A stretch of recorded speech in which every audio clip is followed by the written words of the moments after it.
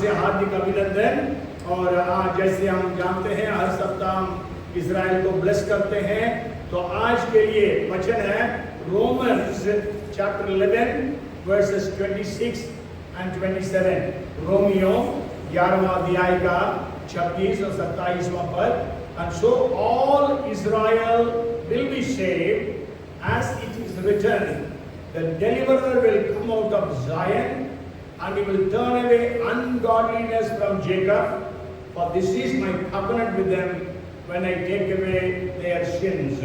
और इस रीति से सारा इस्राएल उद्धार पाएगा, जैसा लिखा है, छुड़ाने वाला सिय्योन से आएगा और अभियुक्त को याकूब से दूर करेगा, और उनके साथ में यही वाचा होगी जबकि मैं उनके पापों को दूर कर लूंगा। Yes. Okay, so we let's pray that God would bless Israel and all Israel shall be saved. और आज का वचन जैसे हमने पढ़ा था, फर्स्ट Corinthians chapter 1 verses 26 से हम लोग पढ़े थे, और I will just again read a couple of verses. For you see your calling, brethren, that many wise, not many wise according to the flesh, not many mighty, not many noble are called, but God has chosen the foolish things of the world to put to shame the wise, and God has chosen the weak things of the world to put to shame the things which are mighty, and the base things of the world, and the things which are despised God has chosen, and the things which are not, to bring to nothing the things that are, that no flesh should glory in his presence. First Corinthians 1:26 to 27 पढ़ेंगे। हे भाइयों, अपने बुलाए जाने को तो सोचो कि न शरीर के अनुसार बहुत ज्ञानवान और न बहुत सामर्थी और न बहुत पुनीत बुलाए गए, परंतु परमेश्वर ने जगत के मूर्खों को चुन लिया है कि ज्ञानवानों को लज्जित करे, और परमेश्वर ने जगत के निर्बलों को चुन लिया है कि बलवानों को लज्जित करे, और परमेश्वर ने जगत के नीचों को तुच्छों को वरन जो है भी नहीं उनको भी चुन लिया कि उन्हें जो है व्यर्थ ठहराए। Yes, and also let's read one more verse, that is 2 Peter chapter 1 and verse 10. 2 Peter chapter 1 verse 10, दूसरा पत्र से 1:10. Therefore, brethren, brothers मतलब भाइयों और बहनों, brethren, be even more diligent to make your call and the election sure, for if you do these things, you will never stumble. इस कारण है भाइयों, अपने बुलाए जाने और चुन लिए जाने को सिद्ध करने का भली भांति यत्न करते जाओ, क्योंकि यदि ऐसा करोगे तो कभी भी ठोकर ना खाओगे। Yes, so today's message is calling. आज का संदेश का शीर्षक है बुलाहट, है ना, बुलाहट। So आज हम जब वचन को अध्ययन करते हैं, when we study the scriptures, we can understand that there are two types of callings. मतलब वचन को अध्ययन करते समय हमें समझ में आता है दो प्रकार का बुलाहट है। कौन सा आप बोल सकते हैं? There are two kinds of callings. What are the two kinds? Anybody wants to guess? Huh? Okay, so the first calling is call to repentance. पहला जो बुलाहट है वो है पश्चाताप करने का, मन फिराने का बुलाहट है। एक वचन हम लोग पढ़ेंगे, बहुत सारे रेफरेंसेस हर पॉइंट के लिए है, लेकिन हम लोग एक दो वचन को पढ़ते हुए आगे बढ़ेंगे। So we will read from the book of Matthew chapter 9 and verse 13। मत्ती 9:13। But go and learn what this means, I desire mercy and not sacrifice, for I did not come to call the righteous, but sinners to repentance. इसलिए तुम जाकर इसका अर्थ सीख लो, मैं बलिदान नहीं परंतु दया चाहता हूँ, क्योंकि मैं धर्मियों को नहीं परंतु पापियों को बुलाने आया हूँ। Yes, so there is a call to repentance that is given by God to entire humanity. आज हमारा मतलब जो वचन पढ़ते हैं, पूरी दुनिया के लोगों के लिए परमेश्वर का बुलाहट है कि वो पश्चाताप करें, मन फिराए। हम जानते हैं पहला पत्रस 2:9 में हम लोग पढ़ेंगे नहीं, वहां पर जैसे लिखा है कि परमेश्वर ने हमें अंधकार से अद्भुत ज्योति में बुलाया. God has called us from darkness to His marvelous light. So God has called us. So God has called every one of us. परमेश्वर ने हम में से प्रत्येक को बुलाया है. लेकिन हम लोग वचन में ये भी पढ़ते हैं, आप बाद में घर जाकर पढ़ लेना, Matthew chapter 22 verses 1 to 14 and also Luke chapter 14 verses 15 to 24. In these two passages, मत्ती 22 का 1 से 14, लूक का 14 का 15 से 24 में यीशु मसीह ने एक दृष्टांत बताया कि एक राजा ने अपने बेटा के विवाह के लिए लोगों को निमंत्रण दिया और उसके बाद लोग सब बहाना देने लगे. तो उस समय वो मालिक ने या राजा ने क्या कहा, एक एक वचन दोनों पैसेज से हम लोग पढ़ेंगे या सुनेंगे. पहला है मत्ती 22 का 14, Matthew 22:14. God, Jesus said, "For many are called, but few are chosen." क्योंकि बुलाए हुए तो बहुत है परंतु चुने हुए थोड़े हैं. God calls everyone, but people are not responding to that call. So many have been called, but few have been chosen. And if you read Luke chapter 14 and verse 24, Jesus said, "For I say to you that none of those men who were invited shall taste my supper." क्योंकि मैं तुमसे कहता हूँ कि उन आमंत्रित लोगों में से कोई मेरे भोज को ना चखेगा. Yes, आमंत्रित लोग तो बहुत हैं, लेकिन वो यीशु कह रहा कोई भी ना चखेगा, क्योंकि कोई भी वहां पर नहीं पहुंचा उस जेवनार में. Nobody reached that place of feast. So today God is calling the people around the world to come with repentance, to come to Him. All you labor and are heavy laden, you come unto me, I will give you rest. So God is calling, but still people are too busy with their own things. अपनी बातों में लोग व्यस्त हैं. परमेश्वर के पास आज लोगों के लिए समय नहीं है. That then this call for salvation, this call for repentance, actually why God called us? Okay, why call? परमेश्वर ने क्यों हमको बुलाया? पहला रीजन, 4 रीजन बताऊंगा why God has called you and me. First reason is, if you read Galatians chapter 5 and verse 13, गलतियों 5 का 13, "For you brethren have been called to liberty, only do not use liberty as an opportunity for the flesh, but through love serve one another." है भाइयों, तुम स्वतंत्र होने के लिए बुलाए गए हो, परंतु ऐसा ना हो कि ये स्वतंत्रता शारीरिक कामों के लिए अवसर बने, वरन प्रेम से एक दूसरे के दास बनो. Yes, why God has called you and me? क्यों परमेश्वर ने आपको मुझको बुलाया? पश्चाताप करने के लिए, उसके पास आने के लिए. पहला रीजन है हमें आजाद करने के लिए. Hallelujah, praise the Lord. आजाद करने के लिए यीशु ने कहा यूहन्ना 8 का 34 में, John 8:34, "Whoever sins is a slave to sin." जो कोई पाप करता है वो पाप का गुलाम है. जो कोई पाप करता, हम सब पापी हैं, हम सबने पाप किया और परमेश्वर की महिमा से रहित है. तो आज जो है यीशु हमको बुला रहा है. क्यों हम यीशु के पास आए हैं? For freedom from sin, liberty from sin. यीशु ने कहा जो पाप करता वो पाप का गुलाम है.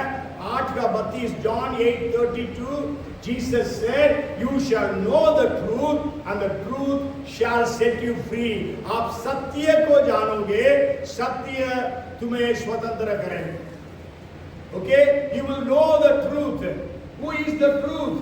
Jesus is the truth. Jesus said, "I am the way, the truth and the life." मैं ही मार्ग, सत्य और जीवन हूँ. Even यीशु ने John 8:36 में कहा, Jesus said कि यदि पुत्र तुम्हें स्वतंत्र करेगा, तुम सचमुच स्वतंत्र हो जाओगे. If the Son liberates you, you will be free indeed. So आज हम यीशु के पास क्यों आए? हम पाप के बंधन में थे, लेकिन यीशु ने बुलाया. कोई आपको सुसमाचार सुनाया, और आप यीशु के पास आए ताकि आप क्या हो गए, आजाद हो गए। आप सबसे यदि मैं पूछूं, आप सबके पास एक गवाही है, आप पाप में थे, यीशु के पास आए, यीशु ने पापों से आपको आजादी दी, है ना। We all have a testimony, we were in sin but we heard the gospel and we accepted Jesus and Jesus delivered us from all of the sins। क्योंकि जो पाप करता वो पाप का गुलाम है, वो पाप को छोड़ नहीं सकता। जैसा पौलुस कहता है, जो भला काम में भले कामों को जो मैं करना चाहता हूँ उसको मैं कर नहीं पाता हूँ, जो बुराइयों को नहीं करना चाहता हूँ वही किया करता हूँ। मैं कैसा अभागा मनुष्य हूँ, कौन मुझे इस मरणहार शरीर से छुड़ाएगा। यीशु के द्वारा मैं परमेश्वर को धन्यवाद देता हूँ। What a wretched man I am! The good that I want to do, I am not able to do. The evil that I don't want to do, that is what I am doing. Who shall deliver me from this wretched life? Then he says, thanks be to God, to Jesus, through God, he says. So we have to understand we are called for freedom। लेकिन आज आप जो उद्धार पाए हैं, आप कहते हैं, you say that you are saved, are you still living in bondage? आपके जीवन में क्या कोई बंधन है, बॉन्डेज है, एडिक्शन है जिसको आप छोड़ नहीं पा रहे हैं? एक बार एक पास्टर के पास एक माँ बाप अपने बच्चों को लेके आए और बोले, पास्टर जी ये बहुत चॉकलेट खाता, बहुत शुगर खाता है। पास्टर ने बोला ठीक है मैं प्रार्थना करूंगा, लेकिन उनके सामने प्रार्थना नहीं की। माँ बाप भी सोचे पास्टर प्रार्थना नहीं किया। थोड़ा दिन के बाद पास्टर ने उनको बुलाया, अब मैं प्रार्थना कर सकता हूँ, क्योंकि मैं खुद इतना चॉकलेट खाता था, इतना शुगर खाता था, मेरे को उसके ऊपर जीत नहीं थी, इसलिए मैं कैसे प्रार्थना करता। अब मैं छूट गया, इसलिए मैं प्रार्थना कर रहा हूँ। तो आज हम कई बंधनों में हैं।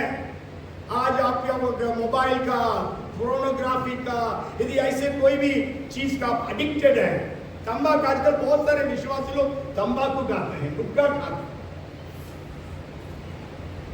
है ना। तो ये सब नहीं होना चाहिए हमारे अंदर। ऐसा किसी भी प्रकार का बंधन नहीं होना चाहिए।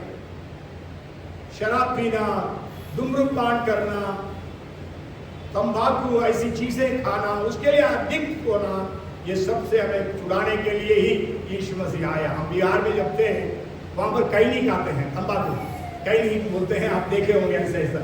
हम लोग प्रचार करते समय बोलते थे, आप जो कई नहीं खाते हो उसको सुअर को भी दोगे, सुअर नहीं खाएगा, लेकिन तुम खाते हो।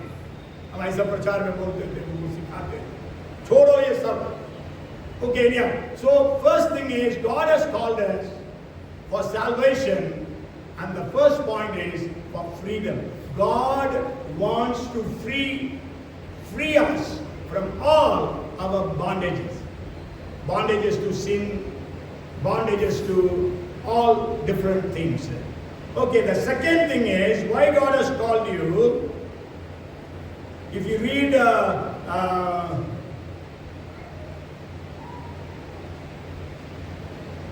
read Colossians chapter 3 and verse 15, कुलोसियों 3 का 15 में लिखा है, and let the peace of God rule in your hearts, to which also you were called in one body, and be thankful। मसीह की शांति जिसके लिए तुम एक देह होकर बुलाए भी गए हो, तुम्हारे हृदय में राज्य करे और तुम धन्यवादी बने रहो। Yes, so we have been called for peace. First is freedom, second is peace. Even if you read 1 Corinthians 7:15, the English Bible says, for God has called us to peace. Why God has called you and me? So that we can have the peace in our lives. You might have heard the testimonies. आप बहुत सारे लोगों के testimonies सुने होंगे, मैं अशांत था, मेरे जीवन में कोई शांति नहीं थी, लेकिन यीशु के पास आया, यीशु ने मुझे शांति दिया। यीशु कहता मैं अपनी शांति तुम्हें देता हूँ, जैसा संसार देता वैसा नहीं। यीशु का नाम है अद्भुत युक्ति करने वाला, पराक्रमी परमेश्वर, अनंत काल का पिता और शांति का राजकुमार। यीशु मसीह जब पैदा हुआ, जब शांति की घोषणा हुई, यदि आप पढ़ेंगे पहला लूका उसका दूसरा अध्याय 14 पद, Glory to God in the highest and on peace on earth, peace, goodwill toward men. आकाश में परमेश्वर की महिमा और पृथ्वी पर उन मनुष्य में जिनसे वह प्रसन्न है शांति हो। Yes, so peace. So Jesus, when he was born, there was the proclamation of peace for the people of the world. जब यीशु मसीह पैदा हुआ, दुनिया के लोगों को ये घोषणा किया गया कि शांति, और यीशु इस दुनिया में रहते हुए लोगों को शांति देता रहा. Jesus, when he was on this earth, he gave peace to the people. Maybe we will read one verse for that. We will read Luke chapter 7 and verse 50. Luka 7:50. Then he said to the woman, your faith has saved you, go in peace. पर उसने स्त्री से कहा, तेरे विश्वास ने तुझे बचा लिया है, कुशल से चली जा. Yes, इन तब हिंदी में कुशल लिखा है, इंग्लिश में पीस. सो आपको मालूम है ये स्त्री पाप में थी, पाप के कारण इसके जीवन में शांति नहीं थी. प्रभु कहता है go in peace. There was another woman, we will read that also, 8:48 of Luke. He said to her, daughter, be of good cheer, your faith has made you well, go in peace. उसने उससे कहा, बेटी तेरे विश्वास ने तुझे चंगा किया है, कुशल से चली जा. Yes, so कुशल से चली जा. So Jesus, when he was on this earth, he gave peace unto the people who came to him. जो लोग इस दुनिया में, जो यीशु दुनिया में रहते हुए, जो लोग उसके पास आए, उनको शांति दिया. यीशु जी उठने के बाद जब पहले बार अपने चेलों से मिला, 2 बार उनसे कहता है, आप बाद में पढ़ लीजिएगा, यूहन्ना 20 का 19 और 21, वहां पर लिखा है पीस बी अनटू यू, तुम्हें शांति मिले. तो आज आपके जीवन में शांति नहीं है. प्रभु ने आपको बुलाया है, आपने पश्चाताप किया है, लेकिन आपके प्रॉब्लम्स के कारण आपके जीवन में शांति नहीं है. लेकिन आज मैं आपको कहना चाहता हूं, परमेश्वर अपनी शांति को आपको देता. आपको याद होगा, I have shared preached many times 7 kinds or 7 levels of peace. मतलब परमेश्वर हमें 7 स्तर की शांति को देता है. आप वचनों को पढ़ेंगे नहीं, केवल मैं रेफरेंस बोलते जाता हूं, आप बाद में पढ़ लीजिएगा. Okay, so when you read, maybe I made it as great is Christ's peace, so I say मैं उस एक्रोनिम से ही कह देता हूँ, great GREAT is Christ, Christ में C and P में peace में P. Okay, so I will give you the 7 points. First is great is the peace. Okay, the first, if you read 119th Psalm verse 165, 119वां भजन का 165 पढ़ेंगे. Great peace are they who love your law. जो तेरे वचन व्यवस्था से प्रीति रखते हैं, उनको बड़ी शांति से रक्षा. That is reverse. If you read Isaiah 48:18, Bible says that God gives us peace that flows like a river. मतलब नदी जैसे बहने वाली शांति परमेश्वर देगा. तालाब जैसे रुकने वाली शांति नहीं, नदी जैसा बहने वाली. Then he is endless peace. मतलब ऐसी शांति जो कभी, जिसका कभी अंत नहीं होती. आज हम लोग की शांति कैसी है, हैं? थोड़ा समय शांति है, प्रॉब्लम्स आती है, शांति चली जाती है. ऐसा नहीं है. परमेश्वर जो शांति देता है, it is endless. You go home and read Isaiah 9 and verse 7. उसकी शांति की कभी अंत नहीं होगी. There will be no end to his peace, endless peace. और उसके बाद ये है, ये stands for abundance. If you read the Psalms chapter 37 and verse 11, abundance, you fill them with abundance of peace. लेकिन जरूर हिंदी में उसमें भी बड़ी शांति है, लेकिन इंग्लिश में abundance of peace. Psalms 37:11. And T is transcendental peace, that is you cannot comprehend. Philippians chapter 4 verse 7 में लिखा है, मतलब 6 पद में लिखा है, किसी भी बात की चिंता ना करो, परंतु हर एक बात में तुम्हारी विनती और निवेदन धन्यवाद के साथ परमेश्वर की उपस्थित किया जाए, तब परमेश्वर की शांति जो समझ से बिल्कुल परे है, तुम्हारा हृदय और विचारों को प्रभु यीशु मसीह में सुरक्षित रखेगी. मतलब इनकॉम्प्रहेंसिबल, ट्रांसेंडेंटल पीस। आप उसको समझ नहीं सकते। आपके जीवन में प्रॉब्लम्स है, बीमारी है, तकलीफ है, लेकिन आपके जीवन में शांति है। कोई उस शांति को आपके जीवन से छीन नहीं सकता। शायद आप लोग एक व्हाट्सएप में देखे होंगे, एक स्त्री जो है एक बस में यात्रा कर रही थी। उस समय एक और स्त्री आती है, मोटी स्त्री थी, और उसके पास बहुत सारा बैगेज था, और इसके बगल में सीट थी, उसमें आकर बैठ गई, और वो जो बैग्स है उससे वो धक्का लग रहा था। हर समय जब बस आपको मालूम है हमारा रोड से उचकती है, लेकिन वो स्त्री जो है बिल्कुल शांत थी। उसको देख के दूसरा आदमी जो ट्रैवल कर रहा था उस लड़की से पूछ रहा है, क्या तुमको गुस्सा नहीं आता है कि वो ऐसा कर रही है? वो बोली, मेरे को नहीं आता है, मेरे अंदर शांति है, और मेरे को मालूम है my journey is too short, मैं अभी अगले स्टॉप में उतरने वाली हूं, इसलिए मैं क्यों गुस्सा करूं? पीस, वो पीस ट्रांसेंडेंटल, मतलब उसको समझ नहीं सकते, लोग नहीं समझ सकते। नेल्सन मंडेला के बारे में बताया जाता है। नेल्सन मंडेला जो है आप जानते हैं सब, साउथ अफ्रीका का प्रेसिडेंट थे, नोबेल प्राइज विनर थे, लेकिन वो जब लॉ कॉलेज में पढ़ रहे थे, वहां पर एक व्हाइट प्रोफेसर था। व्हाइट प्रोफेसर जो है बिल्कुल इससे चिढ़ता था, और एक दिन क्या हुआ, खाना लंच लेकर नेल्सन मंडेला जो है वो प्रोफेसर के पास आकर बैठ गया।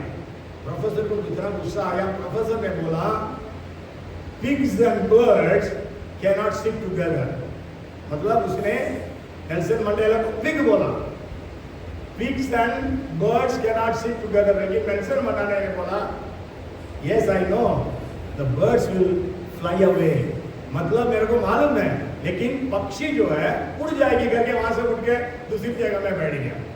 तो ये उसको बहुत, प्रोफेसर पीटर्स थे, बहुत खराब लगा, बोला इसको कैसे भी सबक सीखा।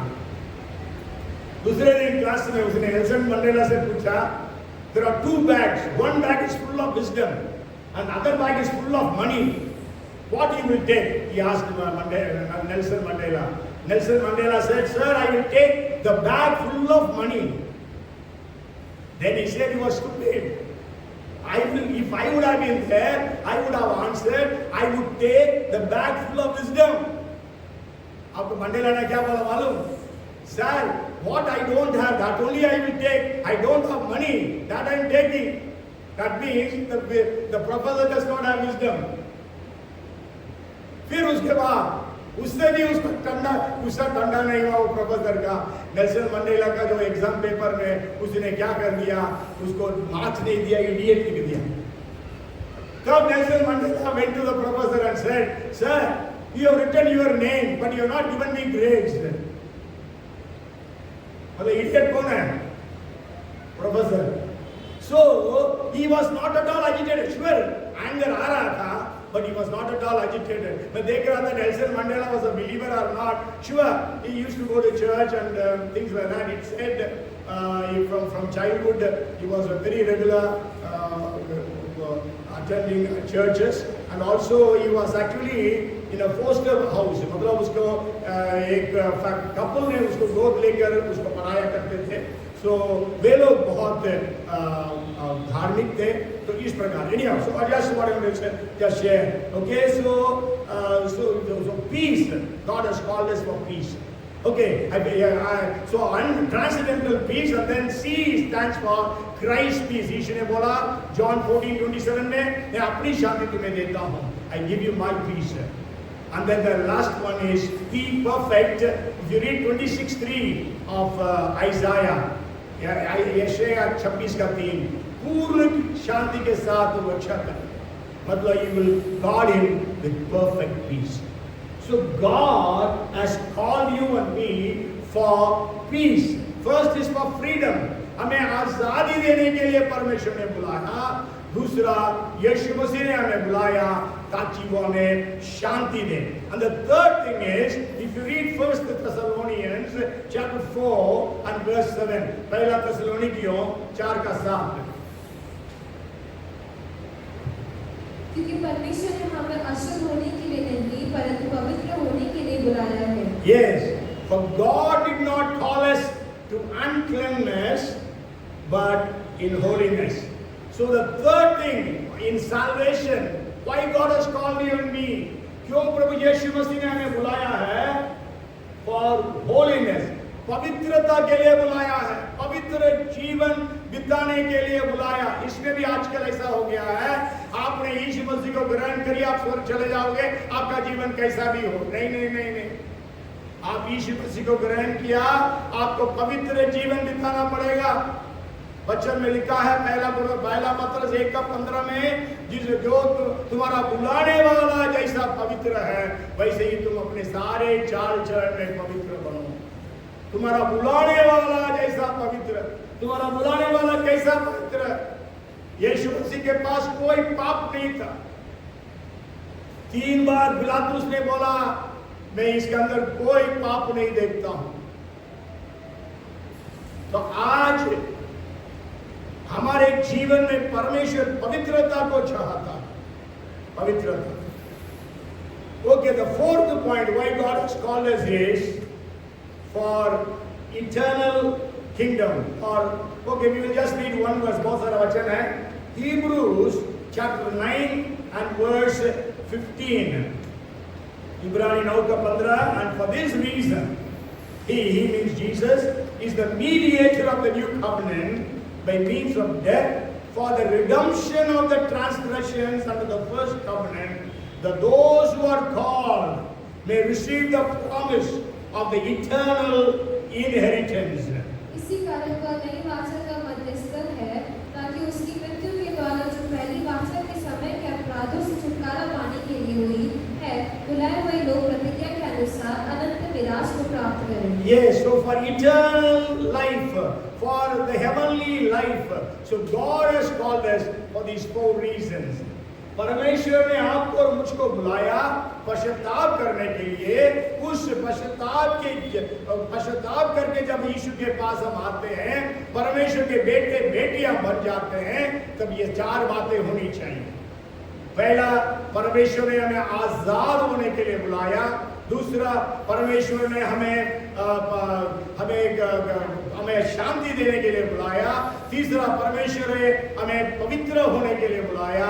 चौथा, परमेश्वर हमारे लिए अनंत जीवन देने के लिए हमें बुलाया है। So God has called us, Jesus has called us, and the first type of calling it is the calling for repentance or salvation. In that we see these 4 things. God has called us so that we will live in liberty or freedom.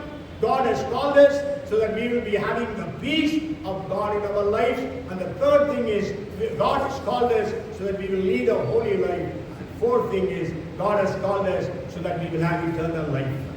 Then I told you there are 2 kinds of callings in the scriptures. Bible के अंदर 2 प्रकार का बुलाहट है। एक पश्चाताप करने का या पाप को पश्चाताप करने का या उद्धार का बुलाहट है। दूसरा है सेवकाई के लिए बुलाहट। मतलब हर एक व्यक्ति जो उद्धार पाया है, चाहे वो पढ़ा लिखा अनपढ़ पुरुष है, स्त्री है, चाहे अमीर है, गरीब है, चाहे बुजुर्ग है, जवान है, सबके लिए बुलाहट है। मतलब सबके लिए कोई न कोई सेवा परमेश्वर रखा है। God has kept ministries for every one of us, whether we are old or young, whether we are men or women, whether we are educated or uneducated, whatever may be our condition. If we are saved means we have a ministry. यदि हमने उद्धार पाया है, इसका मतलब हमारे लिए परमेश्वर ने सेवकाई को रखा है, एक सेवा रखा। That's why दूसरा पत्रस 1:10 में 2 Peter 1:10 we read, be diligent to make sure your calling and your election. इस कारण है भाइयों, अपने बुलाए जाने और चुने लिए जाने को सिद्ध करने का भली बात में यत्न करते हैं। So आपके बुलाए जाने और चुन लिए जाने को सिद्ध करने के लिए भली भांति यत्न करते जाओ, तब तुम ठोकर नहीं खाओगे। आज लोग क्यों बैकस्लाइड हो जाते हैं? Why people backslide? Why people stumble? Why people leave church? Because they have not understood their calling. क्योंकि उन्होंने अपने बुलाहट को समझा नहीं। तो इसलिए पत्रस लिखता है। पत्रस पास्टर्स को नहीं लिख रहा है, विश्वासियों को लिख रहा है। पहला कुरिन्थियों भी हम लोग पढ़े थे, पहला कुरिन्थियों पहला अध्याय का 26 से परमेश्वर ने इस संसार के निर्बुद्धियों को बुलाया ताकि इस संसार के ज्ञानवानों को लज्जित कराए। परमेश्वर ने इस संसार के कमजोरों को चुना, निर्बलों को चुना ताकि संसार के बलवानों को लज्जित कराए। God has chosen the weak things of the world to confound the might of the world. God has chosen the foolish things of the world to confound the wisdom of the world. So परमेश्वर ने हमें बुलाया, क्यों बुलाया है? So इसके बारे में थोड़ा बहुत बता के मैं समाप्त करूंगा। और जरूर आज इतनी बारिश हुई तो भी आप लोग आए, God bless you। और कुछ पॉइंट्स है, मैं केवल पॉइंट्स ही बताऊंगा, एक्सप्लेन नहीं कर पाऊंगा, तो कुछ पॉइंट्स को बताऊंगा। Okay, so God has got a calling upon your life. परमेश्वर आपके लिए एक सेवकाई रखा है, हर एक के लिए, क्योंकि आपको और मुझको प्रभु यीशु मसीह ने उस बहुमूल्य लहू से क्यों खरीदा? यदि आप कोई चीज, कितनी चीज खरीदते हैं, किस लिए खरीदते हैं? पैसा का खरीद लिए नहीं, with a purpose you buy things. आपने कार खरीदा, कार खड़ी है, चला नहीं रहे हैं, ऐसा कोई है क्या? कार खरीदा, कार खड़ी है, ऑटो में जा रहा है, टैक्सी में जा रहा है, कोई है? नहीं। मतलब हम जो खरीदते हैं उसको इस्तेमाल करते हैं। परमेश्वर ने जब आपको और मुझको खरीदा है, अब किस लिए खरीदा है? केवल आपका चेहरा देखने के लिए नहीं, आपको इस्तेमाल करने के लिए। हालेलुया। परमेश्वर आपके लिए सेवकाई रखा। बोलिए, मेरे लिए एक सेवकाई है। बोलिए, मेरे लिए एक सेवकाई। आपको पड़ोसी से बोलिए, आपके लिए एक सेवकाई है, आपके लिए सेवकाई। तो आपको सेवकाई क्या करना पड़ेगा? हाथ का काम हाथ ही करेगा, हाथ का काम पैर कर सकता है? यदि आपके लिए परमेश्वर कोई काम रखा है, उसको और कोई नहीं कर सकता। If God has got a ministry for you, somebody else cannot do it. पैर का काम को हाथ नहीं कर सकता, हाथ का काम को पैर नहीं कर सकता। So, for some of the things, the basic things, first, God does the calling. परमेश्वर बुलाता है, हम अपने आप को रख नहीं सकते हैं बुलाकर, मैं पास्टर हूँ। We cannot make ourselves. God does the calling or makes the calling. और आप बाद में पढ़ लीजिएगा, इब्रानी 5:14, Hebrews 5:14, the Bible says nobody can take this ministry unless he is called by God. Maybe we'll read that verse 5:4 of Hebrews. And no man takes this honor to himself, but he who is called by God, just as Aaron was. यह आदर का पद कोई अपने आप से नहीं लेता जब तक कि हारून के समान परमेश्वर की ओर से ठहराया न जाए। Yes, so God has to call you. We know in the Old Testament, God called. परमेश्वर ने बुलाया, अब्राहम को बुलाया, नूह को बुलाया, फिर उसके बाद हम जानते हैं मूसा को बुलाया, यहोशू को बुलाया, दाऊद को बुलाया और दानियल को बुलाया, और हम जानते हैं सारे भविष्यवक्ताओं को बुलाया, और इस प्रकार परमेश्वर ने लोगों को बुलाया। In the New Testament, यीशु मसीह जब जा रहा था, पतरस और अंद्रयास जो है मछली पकड़ रहे थे, यीशु ने बोला, मेरे पीछे हो ले, मैं तुम्हें मछलियों मनुष्यों को पकड़ने वाला बनाऊंगा। और तो आगे गया, वहां पर याकूब और यूहन्ना जाल धो रहे थे, यीशु मसीह बोला, मेरे पीछे हो ले। और यीशु मसीह ने देखा मत्ती वहां पर चुंगी लेने वाला बैठकर चुंगी ले रहा था, यीशु ने बोला, मेरे पीछे हो ले। वो छोड़कर यीशु के पीछे हो गए। और फिलिप को, यूहन्ना 1st chapter, John 1st chapter में फिलिप को प्रभु ने बुलाया, फिलिप उसके पीछे चला गया। केवल इन पांच कितना लोगों को? 6 लोगों को बुलाने के बारे में हम गॉस्पेल्स में पढ़ते हैं, बाकी 6 लोगों को कैसे बुलाया हम नहीं पढ़ते हैं, लेकिन इनके बारे में लिखा है। But anyhow, God has to call. God called Paul, पौलुस को परमेश्वर ने बुलाया, आपको और मुझको भी बुलाया है। और and if you take the second point I want to share is, it is a serious offense to take up a ministry without a divine call. परमेश्वर के बुलाहट के बिना कोई भी सेवा को लेना वो बड़ा मतलब वो खतरे से कम नहीं है। उदाहरण के लिए आपको पुराना नियम में आपको मालूम है, शाऊल को परमेश्वर ने राजा बनाया, लेकिन शाऊल ने याजक का कार्य किया, मतलब बलि चढ़ाया। हम जानते उसी समय परमेश्वर सामुएल को भेजा, बोला तुमको राज से मैं तुम्हारे राज्य को मैं सीधे बंद कर खत्म कर दिया और मेरे हृदय के अनुसार एक व्यक्ति को मैंने ढूंढ लिया। So we have to be careful. We should not overstep somebody else's ministries. So किसी और का कोई काम, मान लीजिए आपका काम पैर करेगा, क्या होगा? खाना खा सकते हैं पैर से? नहीं. So we have to understand. And so in the Bible we can see there are three kinds of leadership. First is self-appointed leadership. स्वयं नियुक्त कर लिया अपने आप को लीडर. बता सकते हैं बाइबल में कौन कौन है ऐसा? Self-appointed leadership. Okay. Number 16th chapter में we read about Dathan, Abiram. ये लोग क्या किए? क्या मूसा के द्वारा ही परमेश्वर बोला? हमारे द्वारा भी बोला. इस प्रकार उन्होंने अपने आप को लीडर बना दिया. कोरा, दातान, अबीराम ऐसे लोग.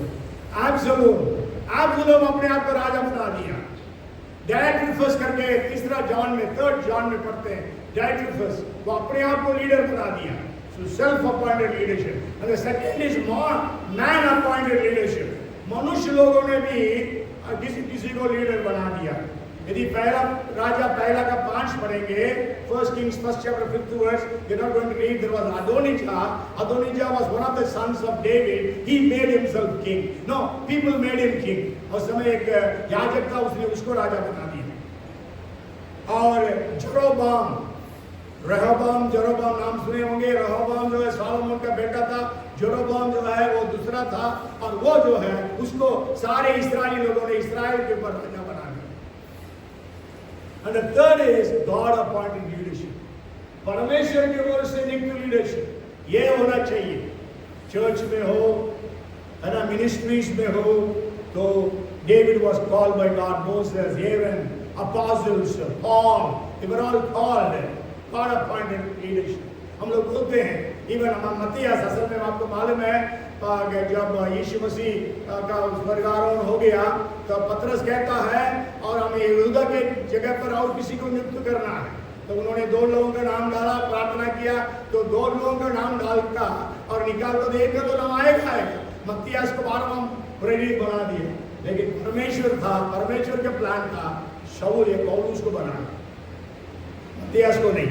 But anyhow that's just for your information. और उसके बाद जो है इस कॉलिंग के विषय में बाइबल कहती है it is a Holi calling, पवित्र बुलाहट है. 2 तीमुथी 1 का 9. And it is a heavenly calling, स्वर्गीय बुलाहट. इब्रानी 3 का 1, Hebrews 3:1. And it is a high calling, Philippians chapter 3 verses 13 and 14. So God has called us. Whatever ministry you are having, you have to understand you are being called by God, and that calling is holy, heavenly and high. ऊंची बुलाहट है. हिंदी ऊंची बुलाहट, मेरे ख्याल से Philippian में क्या लिखा है, कुछ और ट्रांसलेशन हिंदी में ऊंची बुलाहट नहीं है. There is something else. You can read. Okay? So then okay, God has called you. We have to remain in the same calling. उसी बुलाहट में हमें बना रहना है. बुलाहट में बना रहना, बुलाहट को छोड़कर नहीं जाना. Winners never quit, quitters never win. So we have to stand or remain in a calling. 1 Corinthians 7:20 says that. Okay, and then Paul is praying for the church at Ephesus that they will know the hope of their calling. We will read the verse 1:18 of Ephesians. Ephesians chapter 1 verse 18. It says, know what is the hope of this calling. और तुम्हारे मन की आंखें जो कि मैं हूँ कि तुम जान लो कि उसकी बुलाहट की आशा क्या है और पवित्र लोगों में उसकी मिरास की महिमा का धन कैसा है. अरे बुलाहट की आशा है ना, उसके बुलाने से कैसी आशा होती है ना हिंदी में. ओके, सो आपके बुलाहट की आशा, आपको बुलाने से कैसी आशा, परमेश्वर ने आपको बुलाया है, आपके पास कौन सी आशा है. तो नो दैट थिंग, आपको जानना है उस बात को. मैं उसके बारे में एक बात बता के मैं समाप्त करूंगा। तो वो वचन है जो पहला कुरिन्थियों 1 का 26, 27, 28 जहां पर पढ़े थे, परमेश्वर ने इस संसार के मूर्खों को चुना ताकि इन संसार के ज्ञानवानों को लज्जित कराए। परमेश्वर ने इस संसार के निर्बलों को चुना ताकि संसार के बलवानों को लज्जित कराए। और भी बातें वहां पर है, लेकिन ये दो बातों को बताता हूं। So what is the hope of your calling? You may think that you are uneducated, you don't know the Bible. आप बोलते हैं मेरे पास इतना ज्ञान का बाइबल का ज्ञान नहीं है, मेरे को प्रार्थना करना नहीं आता है, मेरे को वो नहीं आता, ये नहीं आता, आप बोलते हैं। लेकिन परमेश्वर ने आपको बुलाया। आमेन। God has called you, though you may give lot of excuses, as Moses was giving excuses, but God has called you. When God has called you, He will equip you also. और यहाँ पर हम देखते हैं, इसलिए वचन लिखा, मूर्खों को चुना ताकि ज्ञानवानों को लज्जित कराए, है ना। परमेश्वर ने उस यरीको की शहरपनाह को गिराने के लिए एक मूर्खता का रणनीति दिया। क्या? 6 दिन तक एक घूम के आओ, 7वां दिन 7 बार घूम के आओ, चिल्लाओ, तब वो दीवार गिरेगी। हो सकता है क्या? इतनी बड़ी दीवार बताया जाता है 20 फीट ऊंची है और 15 फीट चौड़ी है। वो दीवार क्या गिर सकती है आपको चिल्लाने से? संसार के मूर्खों को चुना, मूर्खता है, लेकिन ज्ञानवानों को लज्जित कराने की। तो इस प्रकार बहुत सारा बातें हैं। तो दूसरा है ठीक, मतलब परमेश्वर ने निर्बलों को चुना ताकि संसार के बलवानों को लज्जित कराए। दाऊद कौन था? छोटा सा लड़का, 14-15 साल का। और गोलियत कौन था? शूरवीर था बचपन से, बड़ा, हम जानते कितना ऊंचा, कितने दमदार आदमी था, लेकिन दाऊद जाकर उसको गिरा दिया। परमेश्वर ने इस संसार के निर्बलों को चुना है ताकि बलवानों को लज्जित कराए। तो आज इवन शिमशोन, कई बार हम लोग शिमशोन को फोटो देखते हैं और ये बड़ा बलवान है। नहीं, शिमशोन ऐसा नहीं था। यदि ऐसा होता, दलीला नहीं पूछती आपका बल कहां पर है ना? ये तो बलवान है ना। He is a strong man, powerful man. So there will be no need for Delilah to ask him what is the secret of your power. Even the people of Philistia to ask, to pester Delilah to get the answer. Maybe he was looking like you and me. आपके समान मेरे समान दिखता होगा शिमशोन, तो इसलिए वो पूछी तुम्हारा सामर्थ कहाँ, बल कहाँ। सो परमेश्वर ने इस संसार के निर्बलों को चुना या बलवानों को लज्जित कराए। शिमशोन को चुना।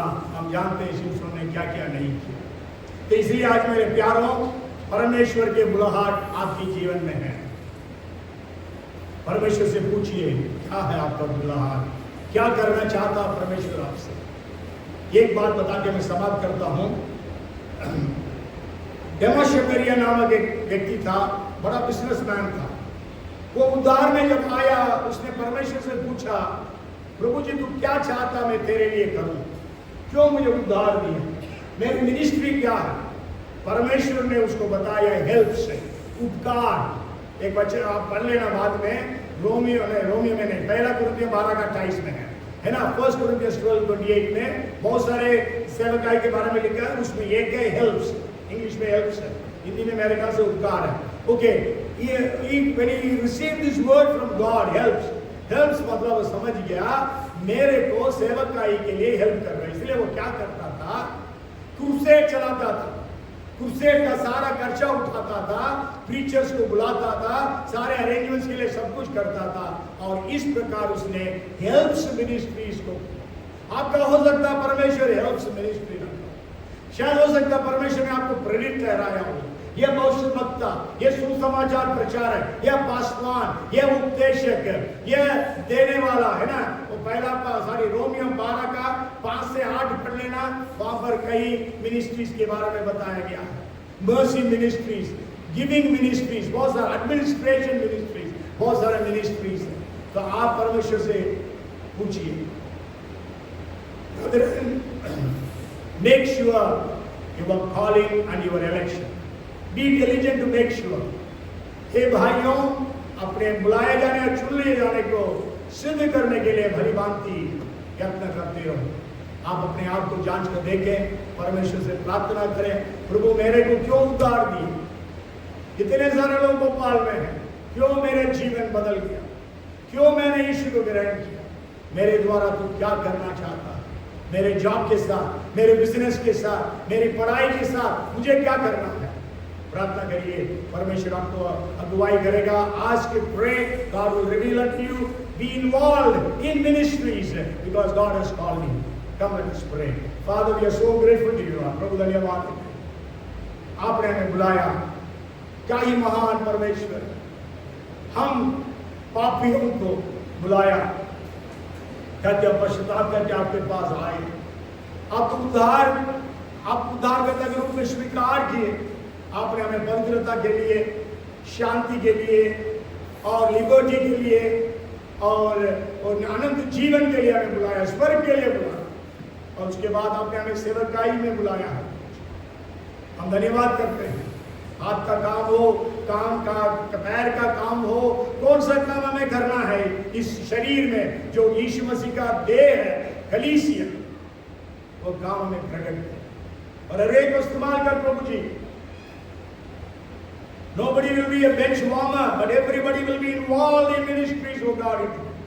हर एक व्यक्ति प्रभु जी सेवकाई में इन्वॉल्व होने पाए। छोटी सी छोटी सेवकाई हो, बड़ी सी बड़ी सेवकाई हो, हर एक को सेवकाई में इस्तेमाल कर। धन्यवाद प्रभु जी, धन्यवाद धन्यवाद धन्यवाद। प्रभु अद्भुत कार्य करने के लिए हम आपसे प्रार्थना करते हैं। We are careful to give you the glory and the honor. Use everyone, I pray. Thank you and praise you. In Jesus' name, amen. Amen.